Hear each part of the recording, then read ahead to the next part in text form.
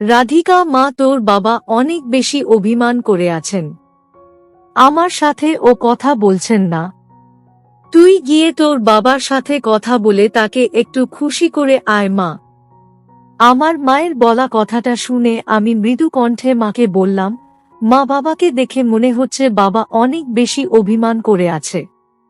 আমি এখন বাবার সাথে কথা বলতে গেলে উনি আরো বেশি অভিমান করবে। তার থেকে বরং আপনি ও আমার সাথে চলুন। আমার কথাটা শুনে আমার মা বলল, আমি যেতে পারবো না রে মা। তুই তো জানিস তোর বাবা সব সময় আমার উপর অভিমান করে থাকে। একমাত্র তুই আছিস যার উপর তিনি অভিমান করে থাকতে পারে না। আমার মায়ের কথাটা শুনে আমি খানিক নিশ্চুপ হয়ে গেলাম। আমি নিশ্চুপ হয়ে আপন মনে কিছু একটা চিন্তা করে আমার বাবার ঘরের দিকে চলে গেলাম। আমি আমার বাবার ঘরের সামনে আসতেই আমার বাবা আমাকে, হ্যালো আমার কলিজার বন্ধুরা, কেমন আছো সবাই? প্রতিদিনের মতো আজ ও আমি তোমাদের মাঝে নতুন একটি ভিডিও নিয়ে হাজির হয়েছি। আজ আমি তোমাদের বলবো আমার নিজের আপন বাবার সাথে আমার জীবনের আরও একটি অসাধারণ সত্যি গল্প। আমি জানি এমন গল্প হয়তো তোমরা এর আগে কখনো শোনোনি। আমি শতভাগ সিওর হয়ে বলতে পারি আজকের ভিডিওটা দেখার পর তোমাদের ও জল আসবে। তাই তোমাদের অনুরোধ করছি সম্পূর্ণ ভিডিওটি দেখার। তো বেশি কথা না বলে চলো গল্প ফিরে যাই। আমি রাধিকা রায়। আমার বয়স 23। আমি একজন অবিবাহিত নারী। আমি আমার বাবা মায়ের একমাত্র মেয়ে। আমার বাবার নাম মিঠুন রায়। আমার বাবা মিঠুন রায় পেশায় একজন শিক্ষক। আমার মায়ের নাম শারদা দেবী।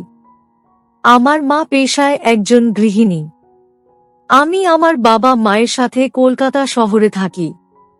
আমি যেহেতু আমার বাবা মায়ের একমাত্র মেয়ে, এই কারণে আমার বাবা মায়ের আমার প্রতি টান সব সময় একটু বেশি ছিল। তাছাড়া আমার বাবার আমাকে নিয়ে অনেক স্বপ্ন ছিল।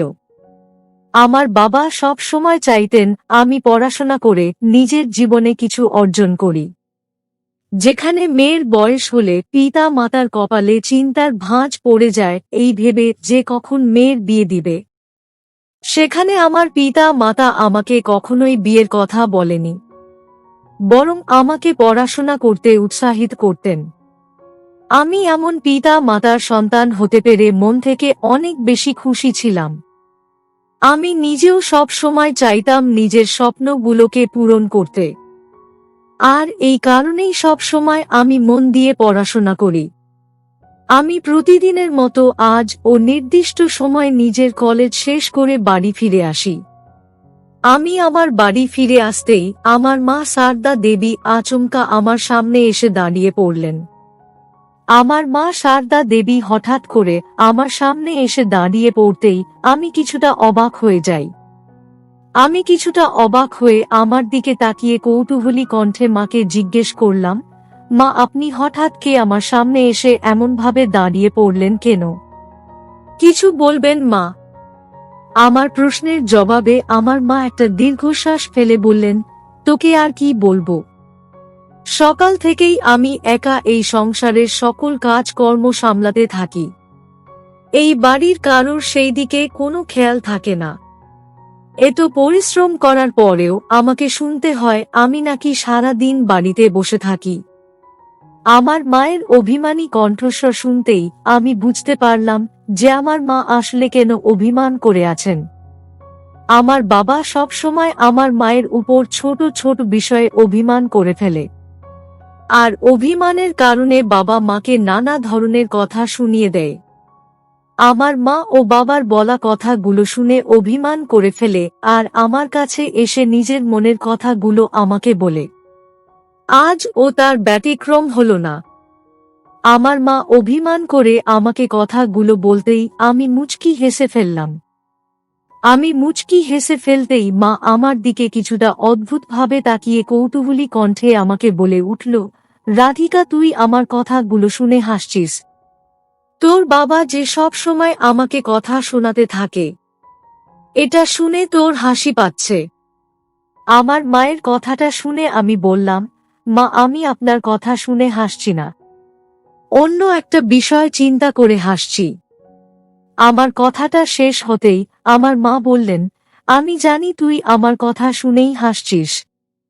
আসলে আমার কথা তুই জরুরি মনেই করিস না। তুইও তোর বাবা মতোই হয়েছিস। মা কথাগুলো বলতে বলতে আমার সামনে দিয়ে চলে গেল। মা আমার সামনে দিয়ে চলে যেতে নিতেই আমি পেছন থেকে কয়েকবার মাকে ডাকলাম, তবে মা আমার ডাকে কোনো সাড়া শব্দ করল না। মা আমার সামনে দিয়ে চলে যেতেই আমি ঠাঁই দাঁড়িয়ে থেকে আপন মনে কিছু একটা চিন্তা করে মুচকি হেসে ফেললাম। আমি মুচকি হেসে নিজের ঘরে ফিরে আসলাম। আমি নিজের ঘরে প্রবেশ করে সোজা চলে গেলাম ফ্রেশ হয়ে নিতে। আমি সব সময় কলেজ থেকে বাড়ি ফিরে এসে সবার আগে ফ্রেশ হয়ে নেই। আমি প্রায় মিনিট 5 সময় নিয়ে ফ্রেশ হয়ে নিলাম। আমি ফ্রেশ হয়ে নিজের ঘরে ফিরে এসে বিছানার এক কোণে বসে পড়ে একটু বিশ্রাম নিতে লাগলাম। আজ কেন যেন অনেক বেশি ক্লান্ত লাগছে। তাছাড়া মনটাও কেমন যেন কিছুটা অশান্ত হয়ে আছে। কোনো কিছুই আমার তেমন একটা ভালো লাগছে না। আমি মিনিট 10 সময় নিজের ঘরে বসে বিশ্রাম নেয়ার পর আমি আর বসে থাকতে পারলাম না। আমি বসা থেকে উঠে বসে নিজের ঘরে বসেই একটা গল্পের বই পড়তে লাগলাম। আজ থেকে প্রায় বছর 2 আগে থেকে আমি গল্পের বই পড়া শুরু করি। গল্পের বই পড়লে আমার মনের মাঝে এক অদ্ভুত রকম প্রশান্তি চলে আসে। মনটা যেন একদম শান্ত হয়ে যায়। এই কারণেই আমি অবসর সময় নিজের ঘরে বসে গল্পের বই পড়ি। আমি আমার ঘরে বসে প্রায় মিনিট 30 সময় গল্পের বই পড়তেই আমি অনুভব করতে পারলাম আমার জল চলে এসেছে। আমার চোখে জল চলে আসতেই আমি গল্পের বইটা বিছানার এক পাশে রেখে দিলাম। আমি আমার গল্পের বইটা রেখে দিয়ে কিছু সময় নিজের ঘরে বসে কাজ করে নিলাম। যদিও আমাকে কখনোই বাড়ির কোনো কাজ করতে হয় না, কারণ আমি বাড়ি ফিরে আসার আগেই আমার মা সকল কাজ করে রাখেন। আর এই কারণেই আমাকে তেমন কোনো কাজ করতে হয় না। আমি আমার ঘরে বসে প্রায় মিনিট 15 সময় কাজ করতেই আমার সকল কাজ শেষ হয়ে গেল। আমার সকল কাজ শেষ হতেই আমি সোজা চলে গেলাম ফ্রেশ হয়ে নিতে। বিকেলের দিকে আমি নিজের ঘরে বসে একটু বিশ্রাম নিচ্ছিলাম। বেশ খানিক সময় এভাবে একা নিজের ঘরে বসে থাকতেই আমার মনটা কেমন যেন করে উঠল। আমার একা থাকতে মোটেও ভালো লাগে না। আমি সব সময় চাই আমার পরিবারের সাথে গল্প করে আড্ডা দিয়ে সব সময় খুশি থাকতে। তবে আমার বাবা মায়ের মাঝে তোমার সব সময় অভিমান চলে আসে, যেই কারণে আমার ইচ্ছে থাকলেও আমি আমার পরিবারের সাথে তেমন একটা গল্প করে আড্ডা দিতে পারি না। আমি আমার ঘরে আরো কিছুটা সময় বসে থেকে আপন মনে আমার বাবা মায়ের কথা চিন্তা করার পর আমি বিছানা থেকে উঠে পড়লাম। আমি বিছানা থেকে উঠে পড়ে সোজা চলে গেলাম আমার বাবার ঘরের দিকে। আমার বাবা অনেক ভালো মনের একজন মানুষ। বাবা আমার অনেক খেয়াল রাখেন। আমিও আমার বাবাকে অনেকে সম্মান করি। আমি আমার ঘর থেকে বেরিয়ে আসার পর সোজা আমি চলে আসি আমার বাবার ঘরের সামনে। আমি আমার বাবার ঘরের সামনে এসে দাঁড়াতেই আমি কিছুটা অবাক হয়ে যাই। বাবার ঘরের সামনে এসে দাঁড়াতেই আমি দেখতে পেলাম আমার বাবার ঘরের দরজাটা আলগা করে লাগানো আছে। এই অসময়ে আমার বাবার ঘরের দরজাটা এমন ভাবে লাগানো কেন আছে, এটাই আমি ঠিক বুঝতে পারলাম না। তাছাড়া বাবা কি এখন ঘুমিয়ে আছেন কি না, সেটাও বুঝতে পারছি না আমি। আমি আমার বাবার ঘরের দরজার সামনে নিশ্চুপ হয়ে দাঁড়িয়ে থেকে আপন মনে ছাই পাশ চিন্তা করতে লাগলাম।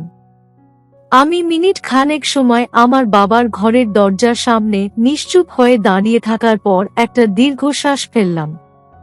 আমি নিজেকে কোনো মতে সামলে নিয়ে আমার বাবার ঘরের দরজাটা ধাক্কা দিলাম। আমি আমার বাবার ঘরের দরজাটা ধাক্কা দিতেই আমি যা দেখতে পেলাম তা দেখার জন্য আমি মোটেও প্রস্তুত ছিলাম না।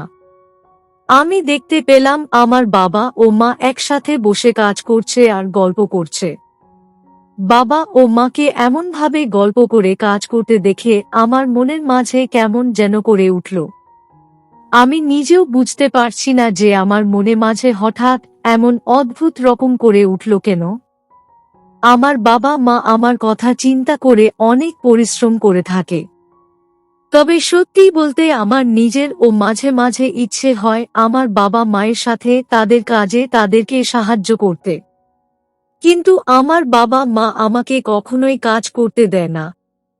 আমি আমার বাবার ঘরের দরজার সামনে দাঁড়িয়ে এক দৃষ্টিতে আমার বাবা মায়ের দিকে তাকিয়ে থাকলাম। আমি আমার বাবা মায়ের দিকে এক দৃষ্টিতে বেশ কিছু সময় তাকিয়ে থাকতেই আমি অনুভব করতে পারলাম আমার জল চলে এসেছে। আমার জল চলে আসতেই আমি আর নিজেকে সামলাতে পারলাম না।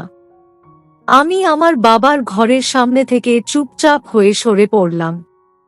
আমি আমার বাবার ঘরের সামনে থেকে সরে সোজা নিজের ঘরে চলে আসলাম। আমি আমার ঘরে ফিরে এসে আপন মনে আমার বাবা মায়ের কথাই ভাবতে থাকি। আজ আমার মাথায় নানা ধরনের চিন্তা কাজ করছে। আমি যেন কোনোভাবেই নিজের মাথা থেকে অন্য সকল চিন্তা ঝেড়ে ফেলতে পারছি না। আমি আরো কিছুটা সময় নিজের ঘরে বসে আপন মনে আমার বাবা মায়ের কথা চিন্তা করার পর হঠাৎ করেই আমার বাবা আমার ঘরের সামনে এসে দাঁড়িয়ে আমাকে উদ্দেশ্য করে বলে উঠলেন, রাধিকা মা, তুই এমন ভাবে নিজের ঘরে বসে কি চিন্তা করছিস? আজ কলেজ থেকে বাড়ি ফেরার পর থেকে একবার ও আমার সাথে না দেখা করেছিস আর না কথা বলেছিস। কি হয়েছে তোর মা? আমাকে বল। বাবার কণ্ঠস্বর আমার কানে আসতেই আমার ঘোর কেটে গেল। আমি আমার বাবার দিকে দৃষ্টিপাত করে মুচকি একটা হাসি দিয়ে আমার বাবাকে বললাম, বাবা, কিছু হয়নি, এমনিতেই ভালো লাগছিল না, তাই নিজের ঘরে বসে আছি। আমার কথাটা শেষ হতেই আমার বাবা বললেন, সে কি কথা রাধিকা মা, তোর ভালো লাগছে না কেন? আচ্ছা, আমি বুঝতে পেরেছি, আসলে সারা দিন নিজের ঘরে বসে থাকিস তো তুই, এই কারণেই হয়তো তোর মনটা ভালো নেই। তুই আয় আমার সাথে, আমার সাথে বসে গল্প করলে তোর মন ভালো হয়ে যাবে। আমার বাবার বলা কথাটা শুনতেই আমার মুখে মুচকি হাসি চলে আসলো। বাবার সাথে কথা বললে আমার মনটা এমনিতেই ভালো হয়ে যায়। আমি মুচকি হেসে আমার বাবার কথা মতো আমি তার সাথে তার ঘরের দিকে চলে গেলাম। আমি আমার বাবার সাথে তার ঘরে চলে এসে বাবার সাথে বসে মন খুলে গল্প করতে শুরু করলাম। আজ বাবার সাথে গল্প করে আমার ভীষণ ভালো লাগছে। মনের মাঝে এক অদ্ভুত রকম প্রশান্তি বয়ে যাচ্ছে। আমি আরো অনেকটা সময় আমার বাবার সাথে বসে মন খুলে গল্প করে আড্ডা দিলাম। রাতের দিকে খাবার খাওয়ার সময় হয়ে আসতেই আমার মা আমাকে খাবার খেতে ডাকলেন। মায়ের ডাক শুনে আমি ও খাবার টেবিলের দিকে চলে আসলাম খাবার খেয়ে নিতে। আমি খাবার টেবিলে এসে বসে পড়তেই আমার বাবা মা ও চলে আসলো খাবার টেবিলে। আমরা সব সময় একসাথে বসেই সকলে খাবার খেয়ে থাকি। আমি আমার বাবা মায়ের সাথে বসে খাবার খেতে শুরু করতেই আচমকা আমি একটা বিষয় খেয়াল করতে পারলাম। আমি দেখতে পেলাম আমার বাবা মা কেউ কারো সাথে তেমন একটা কথা বলছে না। হঠাৎ করে আবার কি হয়ে গেল যে বাবা মায়ের সাথে কথা বলছে না? বিষয়টা আমি ঠিক বুঝতে পারলাম না। যদিও আমি আমার বাবা মাকে এই বিষয়টা নিয়ে প্রশ্নও করেছি, তবে আমার বাবা মায়ের কোনো উত্তর আমি পাইনি। নির্দিষ্ট সময় রাতের খাবার খাওয়া শেষ করে আমি আমার ঘরে ফিরে আসলাম। আমি আমার ঘরে ফিরে এসে ফ্রেশ হয়ে নিলাম। আমি ফ্রেশ হয়ে আয়নার সামনে দাঁড়িয়ে নিজের চুলগুলো ঠিক করতে নিতেই আচমকা আমার মা আমার ঘরে চলে আসলেন। এই সময় মাকে আমার ঘরে দেখে আমি কিছুটা অবাক হয়ে গেলাম। আমি আমার মায়ের দিকে দৃষ্টিপাত করতেই আমার মা আমাকে উদ্দেশ্য করে বললেন, রাধিকা মা, তোর বাবা অনেক বেশি অভিমান করে আছেন, আমার সাথে ও কথা বলছেন না। তুই গিয়ে তোর বাবার সাথে কথা বলে তাকে একটু খুশি করে আয় মা। আমার মায়ের বলা কথাটা শুনে আমি মৃদু কণ্ঠে মাকে বললাম, মা, বাবাকে দেখে মনে হচ্ছে বাবা অনেক বেশি অভিমান করে আছে। আমি এখন বাবার সাথে কথা বলতে গেলে উনি আরো বেশি অভিমান করবে। তার থেকে বরং আপনি ও আমার সাথে চলুন। আমার কথাটা শুনে আমার মা বলল, আমি যেতে পারবো না রে মা। তুই তো জানিস তোর বাবা সব সময় আমার উপর অভিমান করে থাকে। একমাত্র তুই আছিস যার উপর তিনি অভিমান করে থাকতে পারে না। আমার মায়ের কথাটা শুনে আমি খানিক নিশ্চুপ হয়ে গেলাম। আমি নিশ্চুপ হয়ে আপন মনে কিছু একটা চিন্তা করে আমার বাবার ঘরের দিকে চলে গেলাম। আমি আমার বাবার ঘরের সামনে আসতেই আমার বাবা আমাকে বললেন, রাধিকা মা, তুই আমাকে কিছু বলিস না। আজ আমার মনটা একদমই ভালো নেই। আমি আজ কারোর কোনো কথাই শুনব না। আমি আমার বাবাকে এতটা অভিমান করতে দেখে মুচকি হেসে বললাম, বাবা, আপনি সকলের উপর অভিমান করে থাকলেও আমার উপর কখনো অভিমান করে থাকতে পারবেন না। আমি এখন আপনার সাথে বসে গল্প করব। দেখবেন আপনার মনটা ভালো হয়ে যাবে, আর আপনিও খুশি হয়ে যাবেন। আমার কথাটা শুনে আমার বাবা কিছুটা নিশ্চুপ হয়ে গেল। বাবাকে নিশ্চুপ দেখে আমি আপন মনে কিছু একটা ভেবে বাবার দিকে এগিয়ে গেলাম, আর আমার বাবার সাথে বসে মন খুলে গল্প করতে লাগলাম। আমার বাবা কখনোই আমার উপর অভিমান করতে পারেন না। আমি আমার বাবার সাথে বসে গল্প করে আড্ডা দিতেই আমার বাবা অনেক খুশি হয়ে গেলেন। অতঃপর আর কি, আমি আমার বাবার সাথে প্রায় ঘন্টা খানেক সময় গল্প করার পর আমার মা ও চলে আসলেন আমাদের সাথে আড্ডা দিতে। সত্যি বলতে নিজের পরিবারের সাথে এমনভাবে আড্ডা দিয়ে গল্প করে আমার নিজের মনটা ও ভালো হয়ে গেল। আমি মন থেকে চাই সব সময় এমনভাবেই আমার বাবা মায়ের পাশে থেকে তাদের সেবা করতে। আজ আমি সত্যি মন থেকে অনেক খুশি। তো বন্ধুরা, এই ছিল আমার নিজের আপন বাবার সাথে আমার জীবনের একটি সত্যি ঘটনা। তোমাদের কেমন লাগলো আজকের গল্পটা? অবশ্যই কমেন্টে জানাবেন। প্রিয় বন্ধুরা, আজকের ভিডিওটি এখানেই শেষ করলাম। যদি আমাদের ভিডিওটি আপনাদের ভালো লেগে থাকে তবে একটা লাইক করবেন এবং চ্যানেলটি সাবস্ক্রাইব করবেন। আজকের জন্য আপনাদের কাছে বিদায় নিচ্ছি। দেখা হবে আগামীকাল নতুন একটি ভিডিও নিয়ে। সে পর্যন্ত সবাই ভালো থাকবেন। ধন্যবাদ।